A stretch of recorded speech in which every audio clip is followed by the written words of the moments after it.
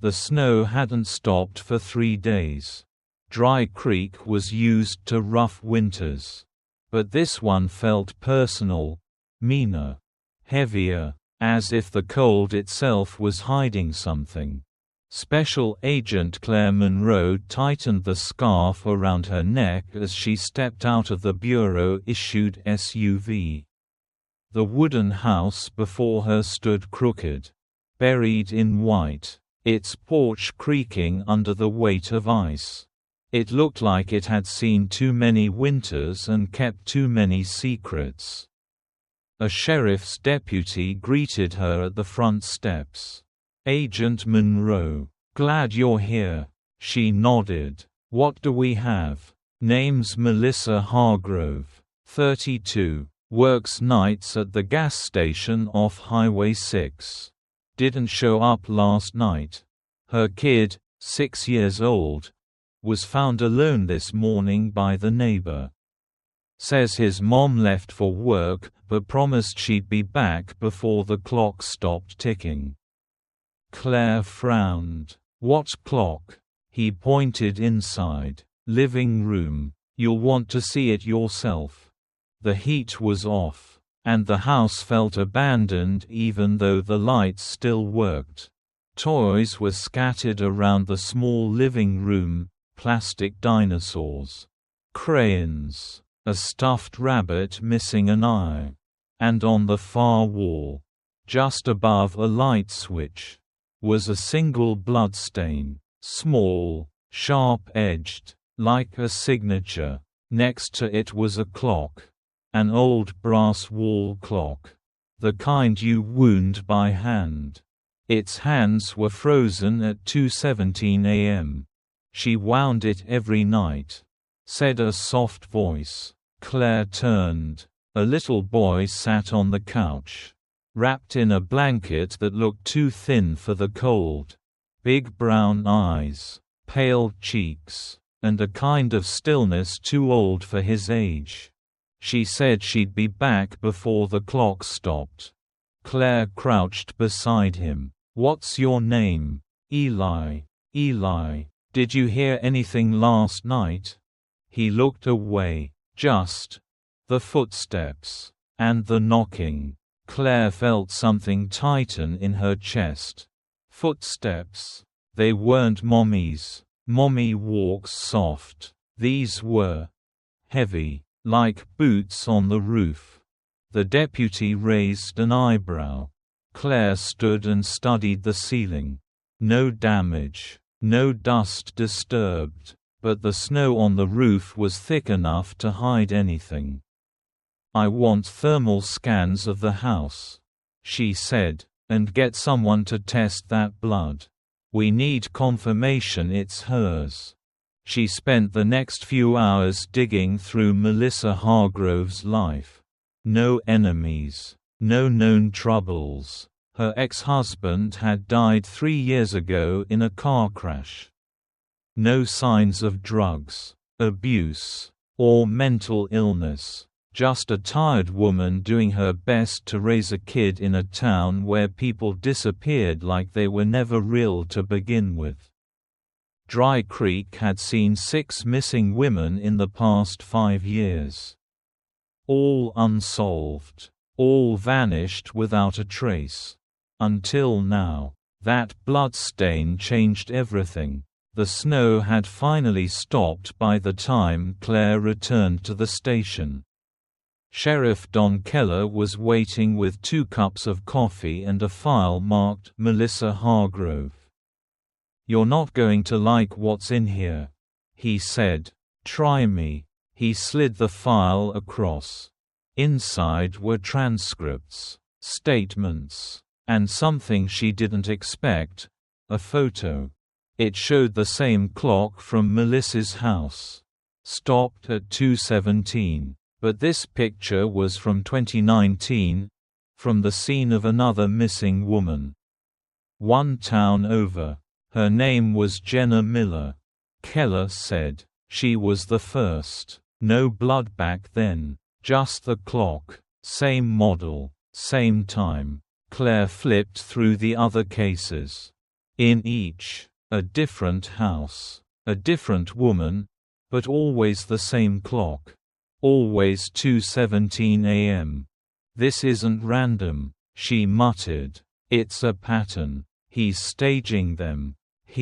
Keller asked. Claire stood. "No woman does this. Not this ritualistically. This is methodical. Someone's sending a message, and I think it's meant for us." That night, she stayed at a motel off Main Street.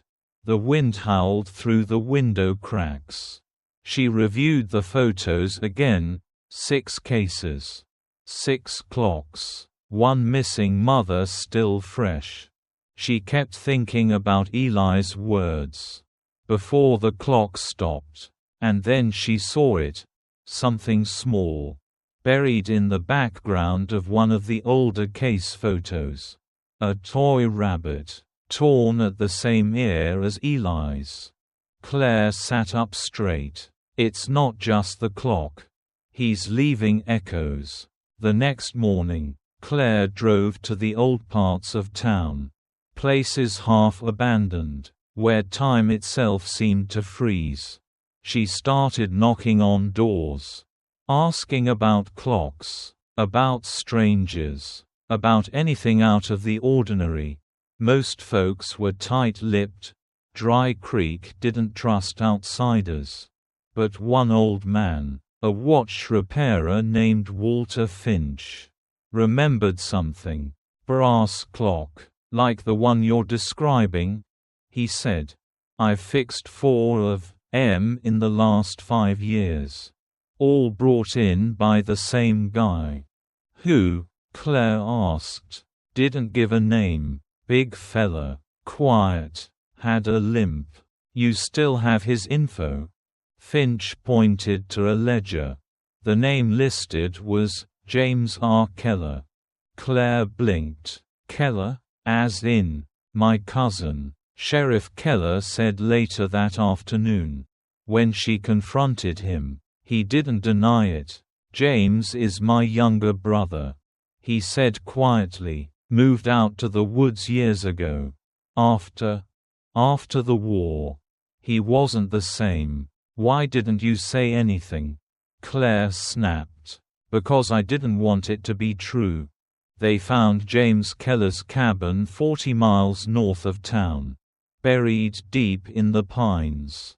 It was empty when they arrived. But the signs were there. Rope.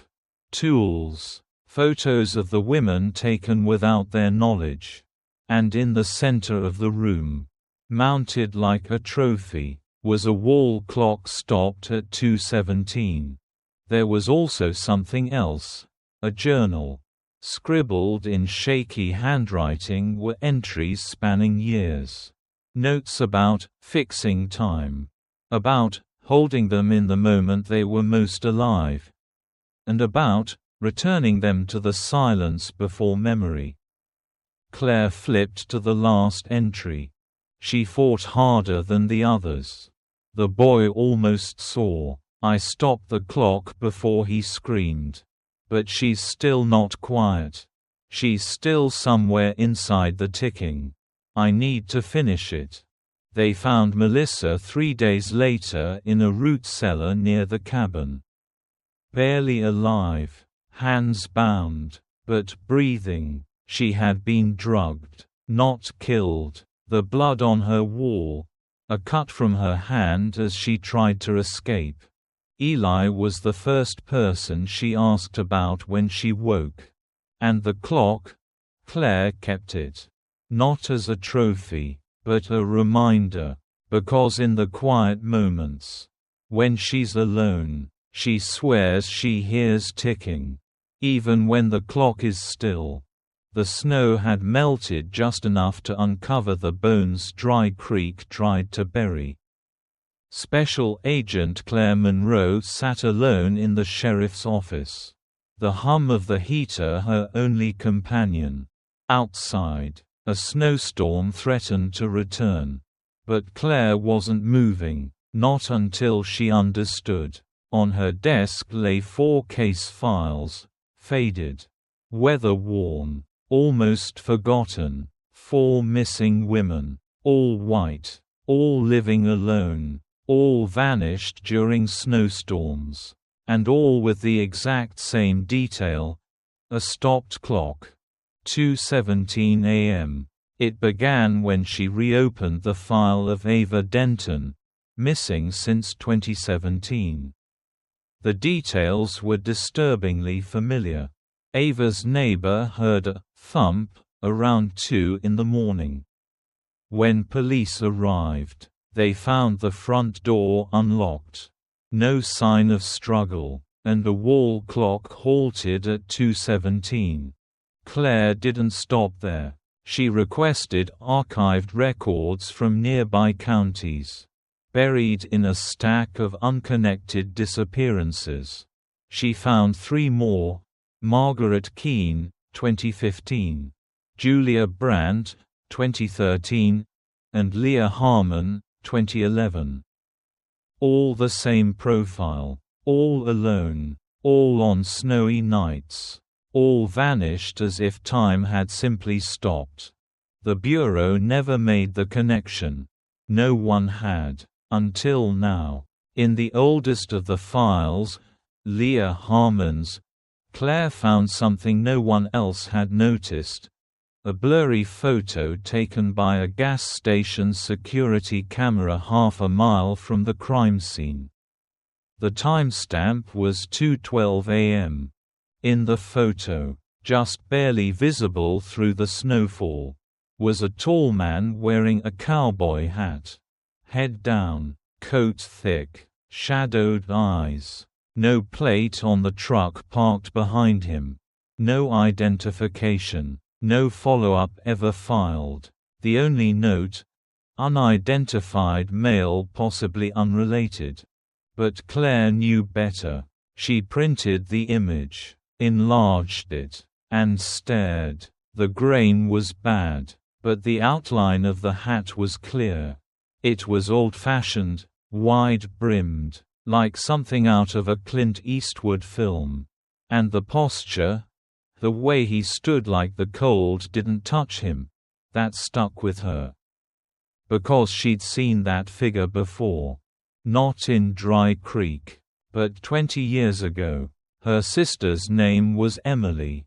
Blonde, freckled, stubborn, 4 years older. When Claire was 10, Emily vanished from a town not so different from this one, Holbrook, Montana. Their parents had separated, and Emily had moved with their mother. Claire stayed with their father. It was winter. Snow blanketed the roads. Claire remembered the phone call like a scar. Her mother sobbing, saying Emily had gone out to check on a power outage and never returned. When police searched the house, they found the back door ajar, a single drop of blood on the doorknob, and a clock in the living room stopped at 2:17 a.m. No leads, no suspects, nothing. Just like now. She'd buried that memory for years. Refused to see the patterns. Maybe because the truth would break her. But now, staring at the cowboy in the photograph, she knew this wasn't coincidence. This was the same man. Claire went to the station archives alone. Sheriff Keller was gone for the night. And she didn't want interference. In a back cabinet labeled "inactive" prior to 2000, she found a moldy box marked "Holbrook Transfers." Dust clung to the lid. Inside were files that had been moved out of jurisdiction after estate restructuring. And there it was. Monroe, Emily, missing person 2005. The file was incomplete. Pages missing. Photos gone. But one record remained: an initial police interview with a local farmer who said he'd seen someone near the Monroe residence that night. The farmer's quote was handwritten at the bottom of the page. Saw a man by the fence, round 2:15. Big fella, wearing one of them cowboy hats like my granddad used to. Claire sat down. Her hands were shaking. Back at the motel, she lined up the photos from every case. Different victims, different towns, same time, same silence. And now, the same ghost. She laid her sister's photo beside them. Emily Monroe, 19, disappeared during a snowstorm. Before the clock stopped, Claire remembered the phrase. Eli had said it when his mother disappeared. And it haunted her. Because what if this wasn't just a calling card? What if 217 wasn't random? What if it was when he took them? She returned to the Keller cabin, now a crime scene. Sealed and watched. Claire had clearance to walk in alone. The walls were covered in scribbles. Not all were James Keller's. Some looked older, cruder, scribbled in charcoal or burnt wood. One phrase repeated over and over. Time is the gate. In the basement, she found an old chest buried beneath crates. Inside, wrapped in plastic and cloth, were more items, souvenirs, relics, trophies, hairbrushes, journals, jewelry, and at the bottom, a music box. Blue, scratched. Claire knew it before she opened it.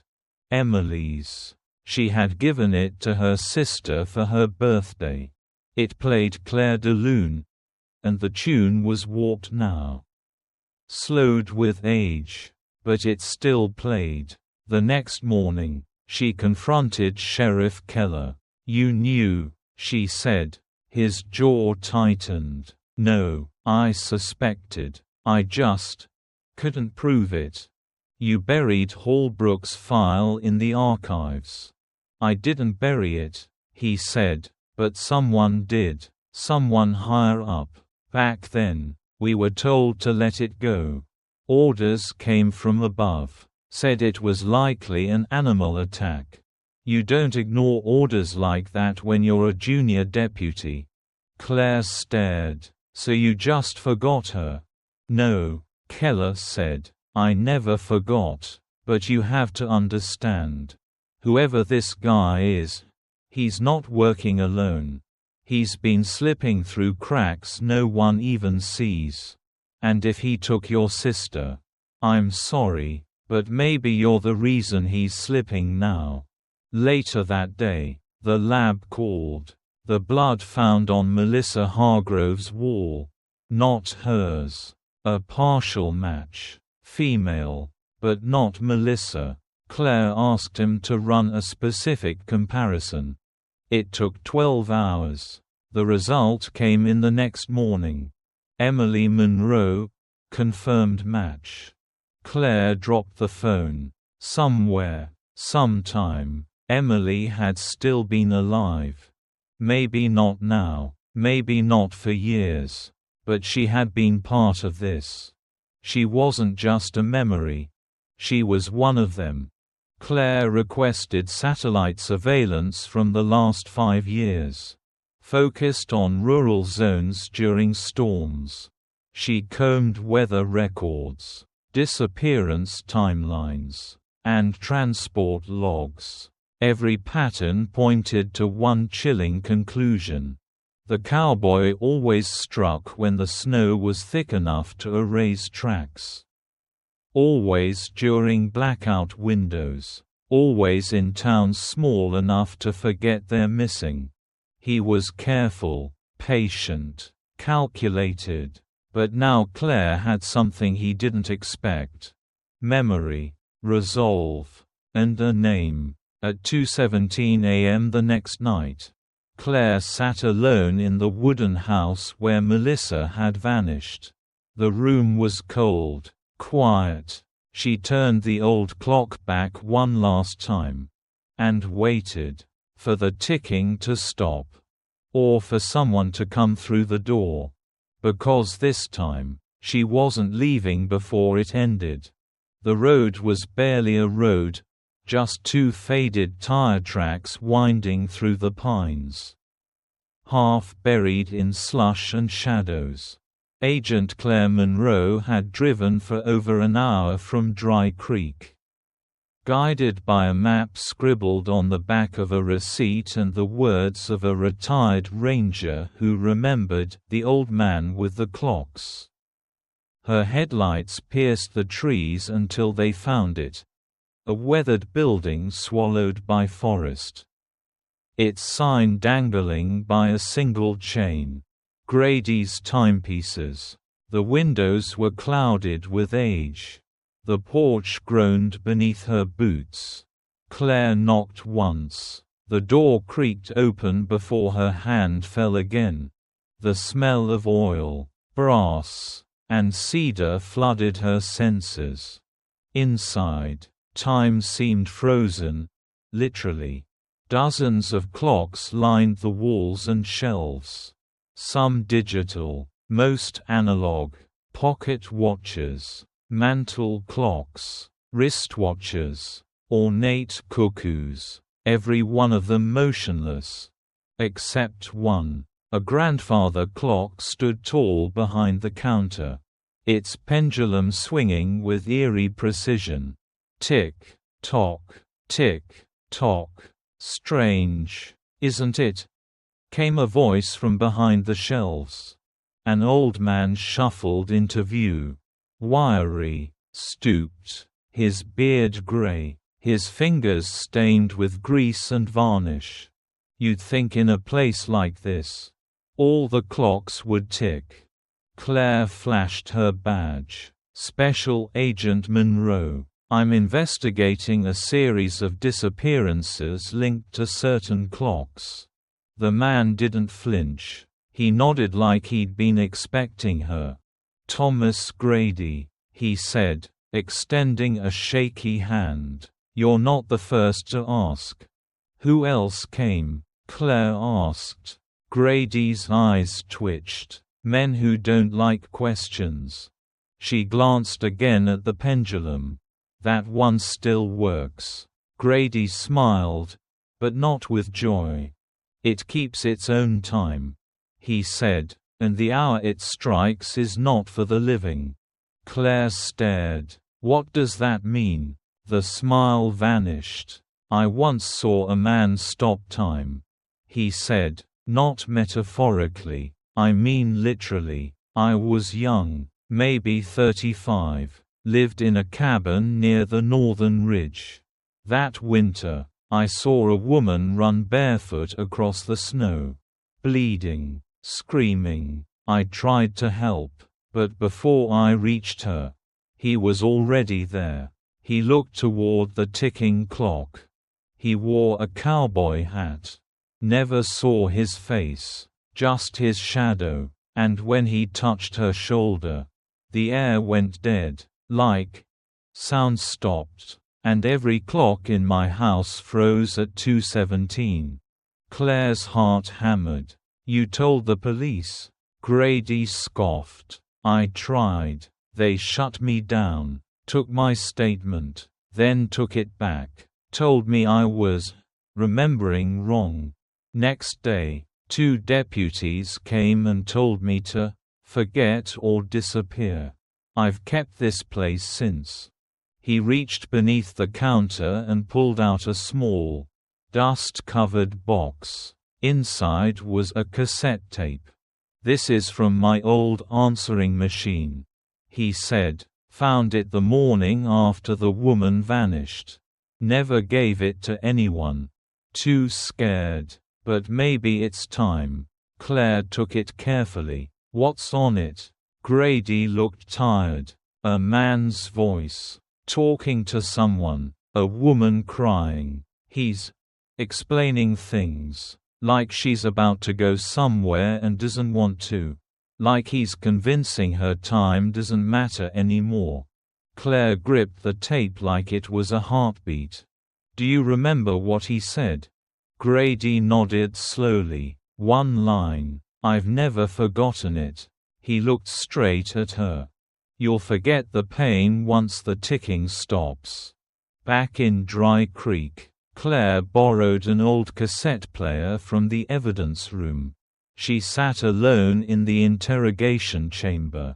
The door locked behind her. She inserted the tape. A hiss. Then silence. Then a low voice, raspy. Calm.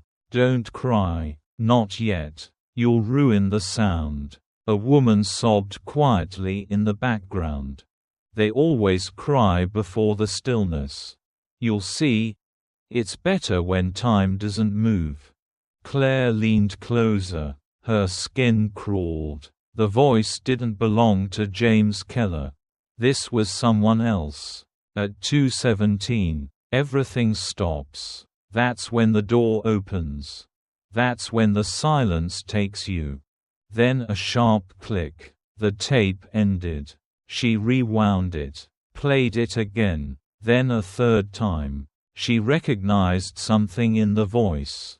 Not the tone, but the cadence. The rhythm. Like someone reciting something they'd memorized long ago. She checked the label on the cassette. Faded. But a few words were still visible. Nightline. January 23, 93 guest, G.H. It wasn't a message meant for her. It was a recording of a show. An interview. Someone must have spliced the message onto it. Or used the same tape. Claire froze. G.H. Grady had said he never knew the man's name. But this was a lead. She pulled up the Bureau's archive access and entered the show's title. Nightline, January 23, 1993 guest, Gideon Harrow. A psychologist turned cult theorist. Believed time was a construct that could be breached through ritual and trauma. Disappeared in 1998 after being accused of abducting 3 women, never convicted. Last seen heading west, toward Montana. She drove back to Grady's that night. But the shop was dark. Snow had fallen again, thick, silencing snow. Inside, the lights were out, the clocks were gone, every one. Only the grandfather clock remained. Its pendulum was still. Tick, tock, stopped. 2:17. On the counter, a note in delicate script. No name, just one sentence. He's not done. Claire stepped out onto the porch. The wind howled like a warning. Somewhere in the forest, she thought she heard a sound, boots crunching snow. And the faint echo of ticking where there should be none. She drew her weapon, and waited for time to move again. Claire Monroe had heard the voice enough times to know it by now. Raspy, soft-spoken, calculated. The tape Grady had given her had haunted her for days. After hours of sound analysis, voice matching, and cross-referencing old police tapes, the result came back, 95% match. Raymond Locke, retired sheriff's deputy, 40 years of service, commended twice. Quiet exit 10 years ago after a personal loss. Moved to a private ranch off Route 12, land no one had checked in years. Claire didn't wait for a warrant. Some places didn't need permission. The Locke property looked abandoned from the road, fence sagging. Barn roof collapsed. Weeds waist high. But the mailbox was clear of snow. And tire tracks cut through the drifts toward the main house. Someone had been here recently. Claire parked down the hill, drew her weapon, and approached on foot. The farmhouse door was padlocked. But the side window wasn't. She slipped through and found dust, too much of it. No activity in weeks. Then she saw it. A trapdoor in the pantry. Iron hinges. Fresh boot prints in the dust. She opened it and descended the wooden ladder. Each rung colder than the last. The air below was heavy. Dry. A long corridor led into the earth, reinforced with stone and rusted beams. She moved slowly, flashlight beams steady. The hallway opened into a chamber lit by a single hanging bulb. Claire stopped. She had found the place. Shelves lined the walls, each with a number carved above it. On them, gloves, scarves, bracelets, lipsticks, photographs, names scrawled in faded ink. Ava Denton, Leah Harmon, Emily Monroe. Her breath caught in her throat. Near the back, she saw a box labeled, Eli's mother. Inside, a child's drawing. A stuffed rabbit. She gripped her radio. Dispatch. This is Agent Monroe. I'm at 417 Lock Ranch. I've discovered a subterranean chamber containing. She didn't finish. A click echoed behind her. She turned. Raymond Locke stood at the entrance. Gray hair, heavy coat, cowboy hat in hand. In his right palm, an old revolver. Barrel pointed at the ground. Figured someone'd find this place eventually, he said. Claire held her weapon low but ready. Step away from the door. He didn't move. You think you're the first one to come asking? You're just the first one to make it this far. What is this place? She demanded. Locke looked around the room like it was a church. A collection, he said. Reminders. Of what? His eyes drifted toward a small photograph. Emily Monroe. Age 19. Smiling in front of a lake. Of who they were, he said, before they stopped being themselves. Claire's hands tightened on her weapon. You took them. No, he said calmly. I stopped them. She stepped forward. You murdered them. He shook his head. I was merciful. You don't understand. None of you ever did. You think time just is a straight line. Clean and logical. But I've seen what happens when it turns on people. When it breaks them. His voice was steady, as if explaining a technical manual. I saw it first in my sister. She heard ticking for weeks before she walked into the river. Then in my wife. She'd stare at the clock like it was talking to her. She wouldn't eat, wouldn't sleep, said something was waiting in the minute hand. When she finally left, I knew what I had to do. Claire said nothing. They were already broken, he continued. All of them, living alone. Hearing it, like I did, like he did. Who? Locke looked at her like she was a child. You've heard him, the man on the tape. Gideon Harrow. He showed me, not just the clocks, but the truth. Time isn't real, not the way we think. And when it cracks, people lose themselves. They stop being who they are. So I stopped it for them. I stopped the clock. Claire took a step closer. That's not mercy, that's madness. He raised the revolver, not at her, but at the ceiling. You think this world saves people like them? Like us? No, it watches them break. It listens to them scream. But if you take the time away, if you stop the moment right, they stay whole.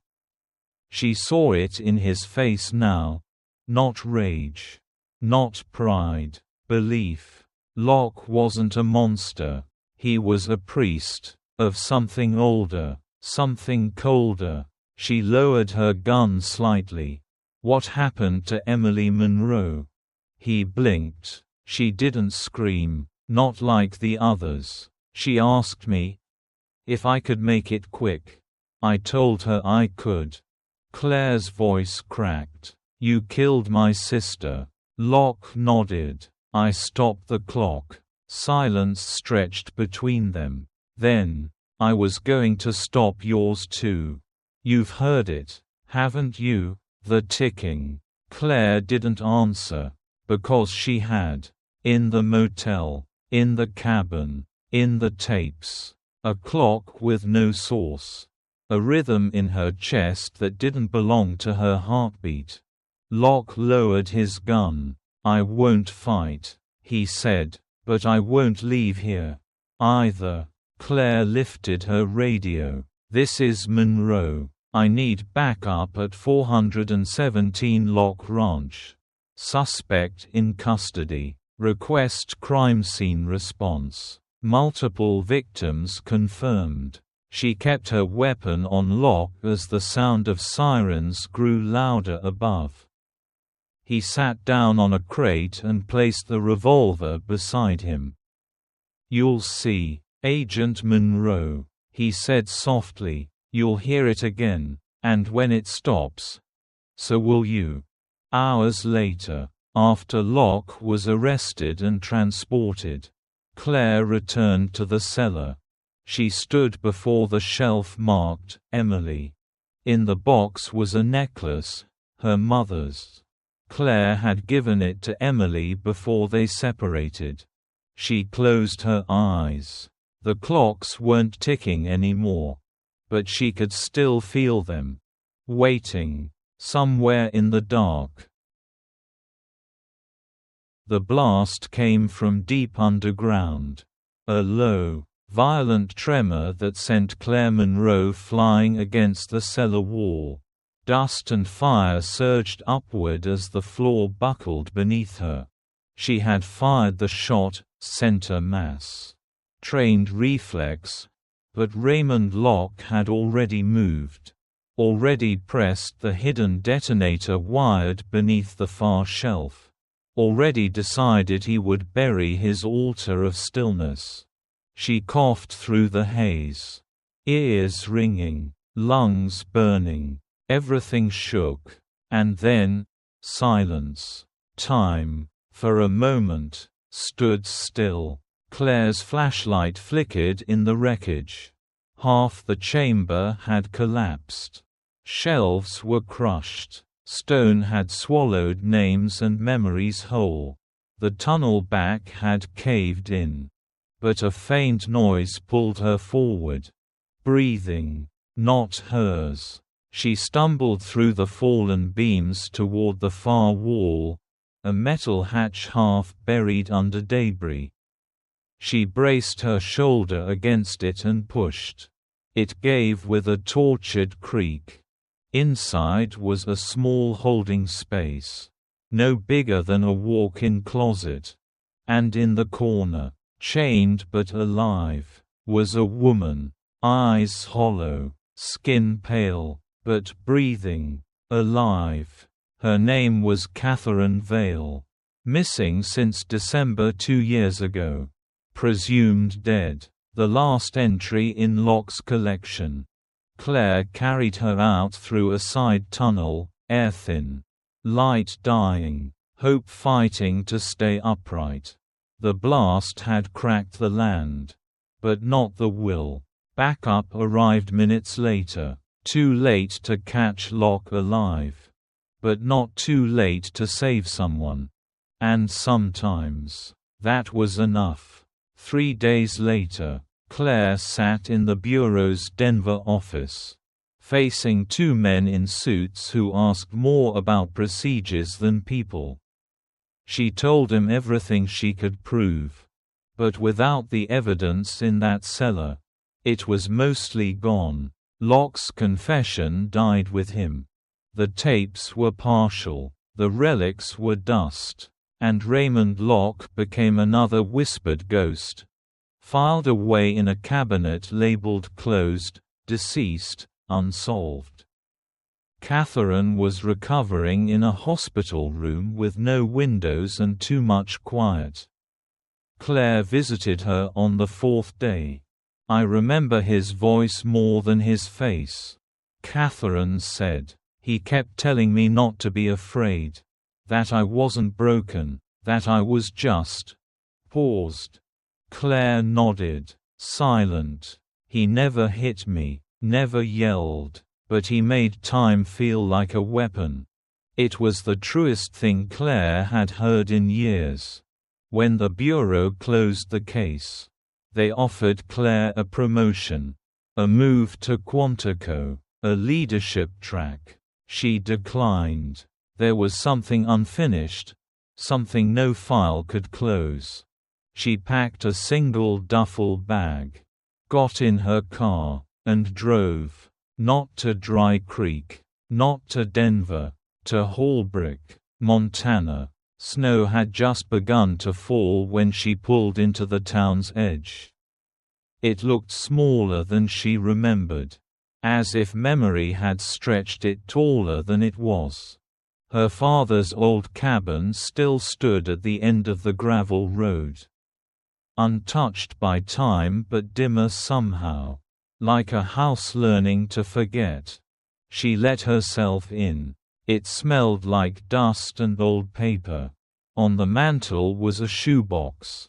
Inside, wrapped in newspaper, was the clock, Emily's clock. It had stopped the day she vanished. Claire had kept it all these years. Broken, unwound, a symbol of guilt, a monument to what was taken. She sat at the small kitchen table, unwrapped it, wound the key slowly. It clicked once, then again, and the second hand began to move. Tick, tock, tick. Claire closed her eyes.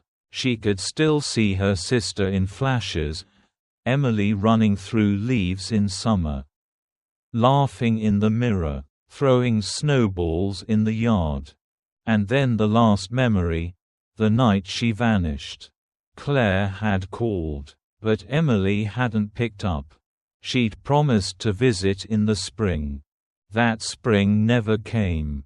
Claire had spent 2 decades chasing ghosts, chasing truth, thinking if she solved enough, saved enough, stopped enough, she could change what had happened. But time didn't work like that. Time didn't heal what it hadn't earned. That night, she stood by the window of the old house and watched the snowfall. No ticking, no sirens, no boots in the dark. Only quiet. She thought of Catherine, alive, of the other women, remembered, of Grady and Eli, and the people who whispered warnings too late to stop the first horror but just in time to prevent the last. And she thought of Locke. His voice had faded, but what he said lingered. "I just stopped the clock.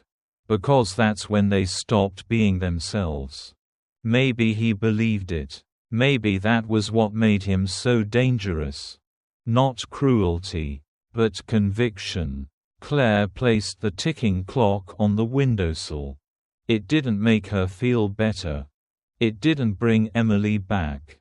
But it moved forward, second by second. Some wounds time doesn't heal.